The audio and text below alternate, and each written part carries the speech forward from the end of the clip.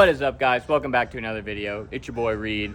So today I'm going to be showing you guys the ins and outs of what we do to keep this truck going. You guys always see us in the woods tearing it down, ripping it, mud bogging it, but there's not a lot showing behind the scenes of what it actually takes to keep these rigs going. It's quite a process. So today we're going to go through washing it, maintaining it, fixing it, wear items. I hope you guys enjoy the video. Let's go.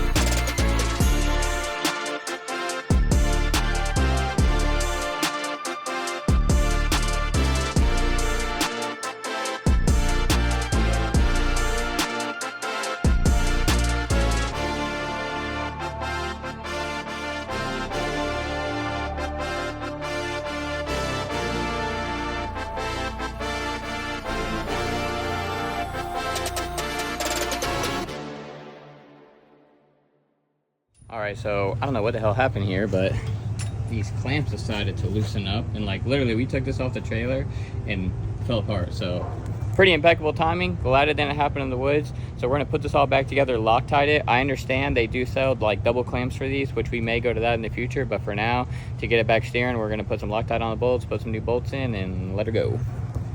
Alright, so here's another pretty big wear item that we always have to address on these things, and the big side-by-sides will know what I'm talking about here. Brake pads. Now, this rotor could be a little bit bigger because right now these brake pads are touching, but you know, that's how I got the truck and right now it works. So we do have to change brake pads frequently on this, all the dirt and the mud and everything, and the constant slowing down of this big heavy truck. So we're gonna go ahead and get those changed out. They're pretty cheap. I think I paid like 30 or 50 bucks for brake pads, so change those out once every couple rides. Gonna have Gatlin get her in.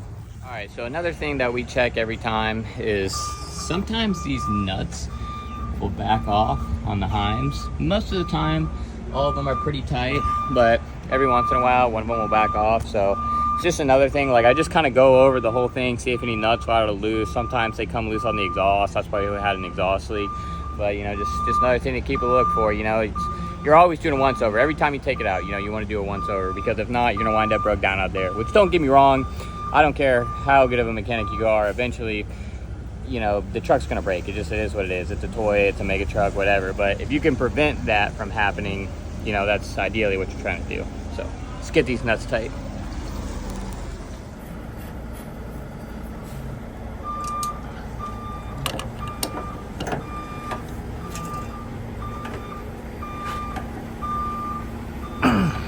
So another thing that I always do is any Zerk fitting, I grease. This one was pissing me off. It wasn't taking grease and it wouldn't thread in, so I welded it in. You know, so literally transmission, power steering fluid. I always check all the fluids before I take it out or when I get back, whatever. Sometimes it's the guy, sometimes it's me. The transfer case leaks a little bit, so we did top that off. Transmission doesn't leak at all, you know, so we already did go through all the fluids. But if it's got a Zerk fitting, grease it. It'll save you in the long run, I promise you. All right, so having problems with the steering, but I'm gonna save that for another video, so we're gonna move on to something else. So this nut right here to drain the fluid in the front axle is stripped out. I just recently changed the rear fluid in the last couple rides. I'm gonna change this now. I'm gonna weld the nut to it so we can drain it. I don't change the gear oil every ride, but every couple rides, you know, like I do change it. And plus, I rebuilt the front axle a few months ago and it was in really bad shape. So I like to keep flushing it. You know, in my business, lack of lubrication is the #1 thing that I think kills transmissions, engines, yada, yada, yada, yada, axles, all that good stuff. So as long as you're on top of your maintenance, stuff will last a lot longer. So we're gonna go ahead and drain this, get this drained now.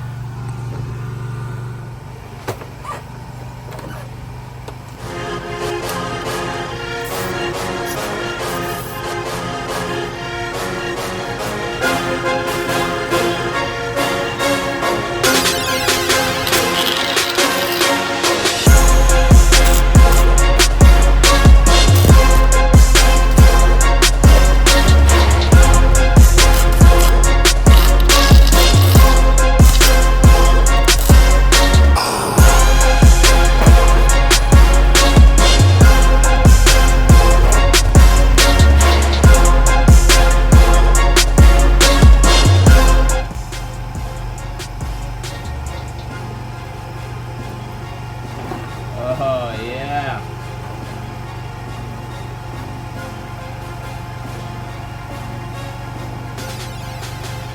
So I'm glad I'm draining this.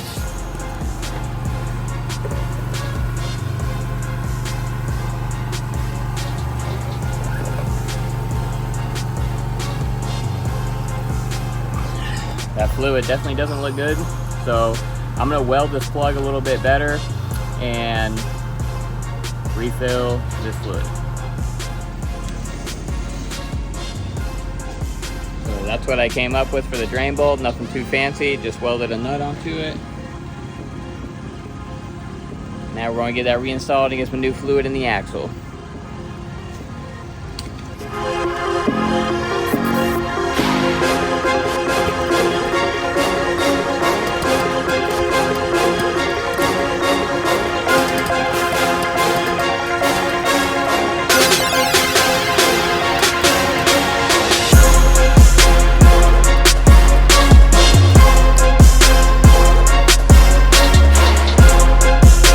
Listen, if you aren't mechanically inclined and you don't have a good set of tools, you probably shouldn't own one of these trucks. And I'm not saying that to be mean, that's just the reality of the situation.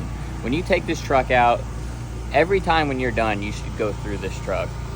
Check all the bolts, check all the fluids, check to see if anything's going out. That's how you keep your truck running all the time. I would say for a truck this size, I take it out more than the average person, so I go through it a little bit more thoroughly than probably anybody else will. But you know, I try my best to keep the truck running. So you know, on average, I've added it up, and in between fueling up my tow truck, fueling up this truck, and then like some little things that go wrong, I average probably $300 to $500 a trip. That's how much it costs me to take this truck out, unless something major breaks, which I haven't had a whole lot of that, thankfully. But also, I spent almost 6 months building the truck.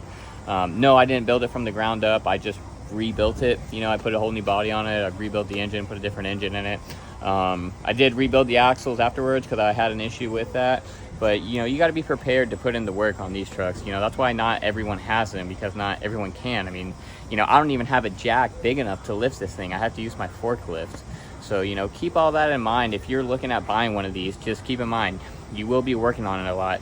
I live in Florida. I live kind of in the middle of nowhere, and still I have to drive on average about an hour and 30 minutes to anywhere we go. There are events that are a couple hours away. So anywhere you go, you know, it's going to cost you $100 in your rig to get there, as far as, you know, your whatever vehicle you're towing, you know, your truck. So, you know, keep all that in mind, guys. You know, if you want to own one of these, you have to put that all into factor, that that's what's going to happen. The truck's going to break. I don't care how well it built. I don't care who built it. The truck is going to break.